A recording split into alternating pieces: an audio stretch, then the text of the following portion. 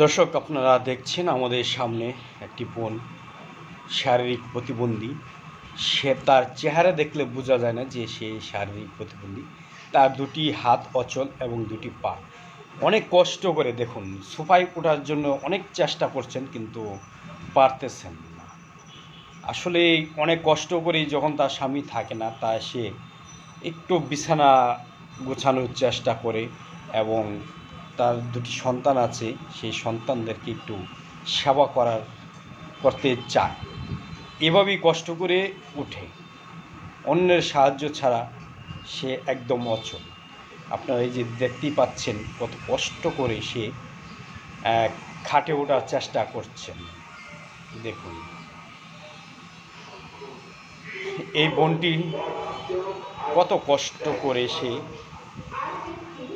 খাটে অবশেষে উঠতে পারলেন। তাই আপনারা আমাদের সঙ্গেই থাকুন, আরও কিছু দৃশ্য আপনাদেরকে দেখাবো। দর্শক, আপনারা দেখছেন এই যে একটি বোন তানিয়া, তার দুটি হাত অচল এবং দুটি পা অচল। কোনো রকম দুটি হাতে অল্প একটু শক্তি আছে, সেই শক্তি দিয়ে নিজে নিজে পানি খাচ্ছেন। এবং আপনারা এর আগের ভিডিওতে দেখেছেন ঘর গুছাচ্ছে কীভাবে। সালে রসনারা কে যে ভিডিওটা দেখেছেন, সেই রসনারার কিন্তু দুটি পা অচল, তার দুটি হাত কিন্তু ভালো ছিল। এই বোনটি একেবারে দরিদ্র, তার স্বামীর সহযোগিতা ছাড়া একেবারেই চলতে পারে না। আপনারা দেখুন কিভাবে সে, তার দুটি পা একদম শুকিয়ে গিয়েছে। সে কিন্তু ছোটবেলায় এরকম ছিল না, দুটি পা শুকিয়ে কোনো শক্তি তার কাছে নেই। আমরা এই গল্পগুলো আপনাদেরকে বিস্তারিতভাবে দেখানো এবং জানানোর চেষ্টা করব। তাই দর্শক, আপনারা আমাদের সঙ্গেই থাকুন, দেখি আপু কি করে। তা আপু এখন কোথায় যাচ্ছেন? সিঁড়ির উপর কি আপনি একা একাই যেতে পারবেন? একটু কষ্ট হবে, তাই আমরা একটু দেখি, আপনি সিঁড়ির উপরে আসেন।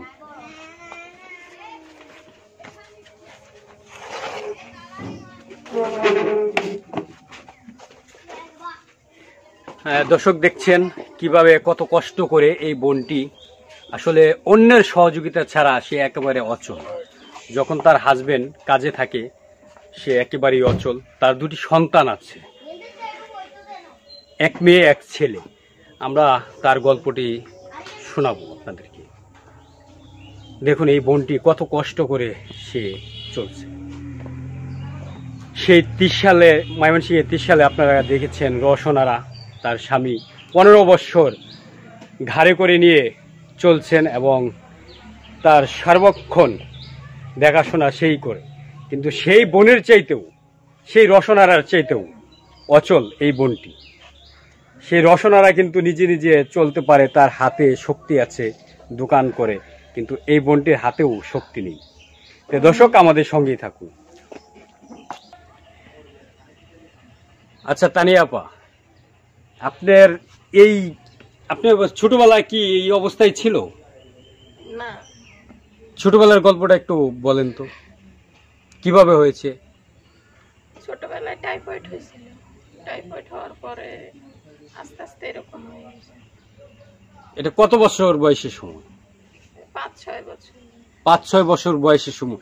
তখন কি সঠিক চিকিৎসা হয়নি আপনার? না, আসলে হয়েছিল টাইফয়েড, তারপরে কিন্তু ওইভাবে চিকিৎসাটা করতে পারে নাই। মানে আপনার বাবার কোনো আর্থিক? না, আমার আব্বু আসলে ওইরকম আর্থিক অবস্থা ভালো ছিল না, তাই ওইভাবে চিকিৎসাটা করতে পারেনি। সেভাবে করতে পারেনি। তা আপনার হাজবেন্ড কি করে? হাজবেন্ড ড্রাইভিং করে। তো এই যে আপনার যে অবস্থা শারীরিক শরীরে, আপনি তো নিজে চলতে পারেন না, আপনার হাতেও তেমন শক্তি নেই, তো আপনাকে রেখে কিভাবে ভাই কাজে যায়? তখন আপনি কি করেন? একা একা কিভাবে কি করেন? কষ্ট হয় আসলে।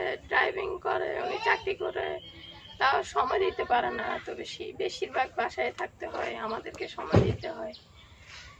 আর হচ্ছে যখন থাকে না তখন আমার আম্মু থাকে, তখন আপনার আম্মু সহযোগিতা করে।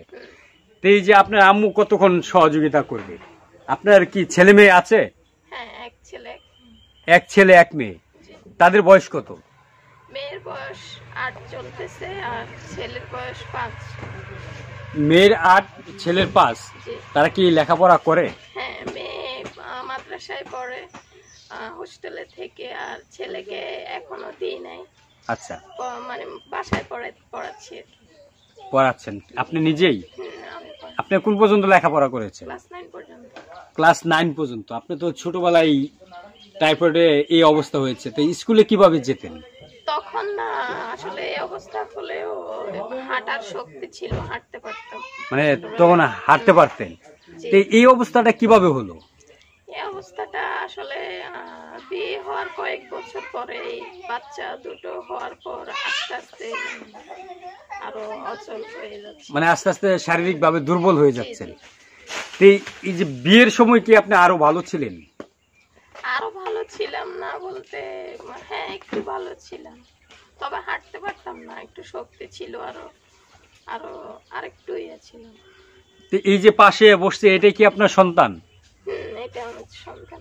যাক, মাশাআল্লাহ। তো এই যে এর সেবা যত্ন কিভাবে করেন? আমি করি, বাসায় আমি আস্তে আস্তে মানে গোসল করাই, খাওয়াই, ঘুম পাড়াই, সবকিছুই আমি করি।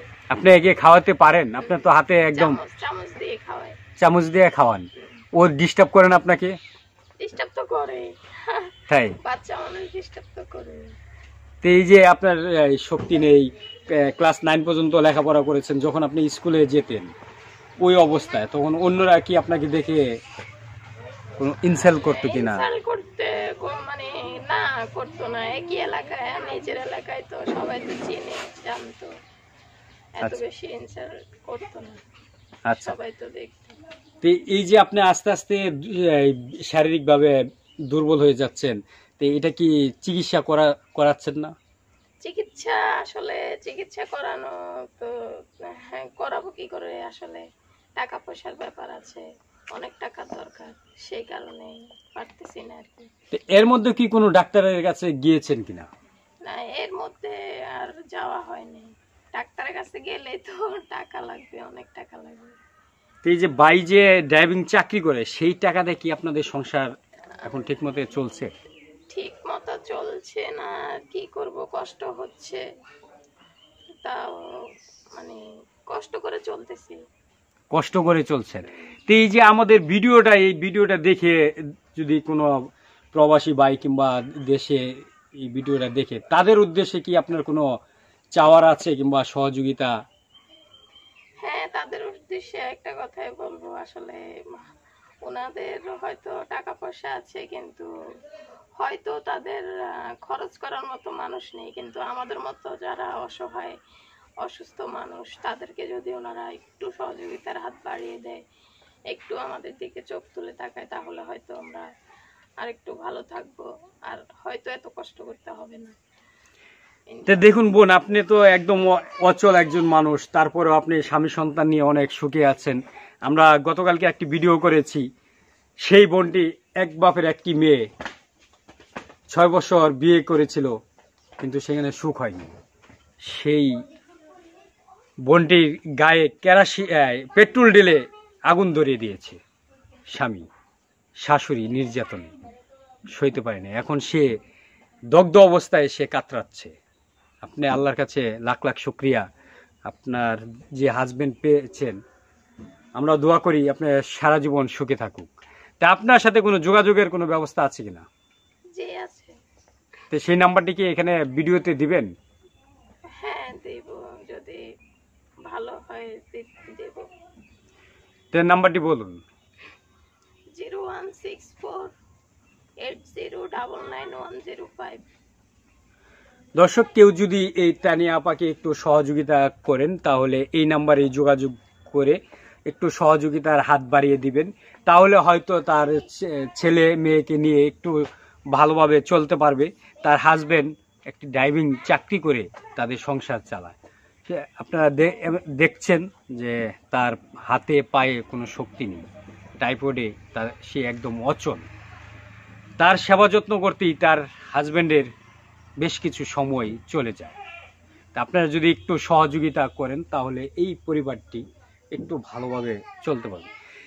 তে বোন, এই যে আপনার হাজবেন্ড আপনাকে এত সহযোগিতা করে, এত ভালোভাবে আপনাকে রেখেছে, তা আপনার শ্বশুর বাড়ি কিংবা আশেপাশের মানুষে আপনাকে দেখে কি বলে?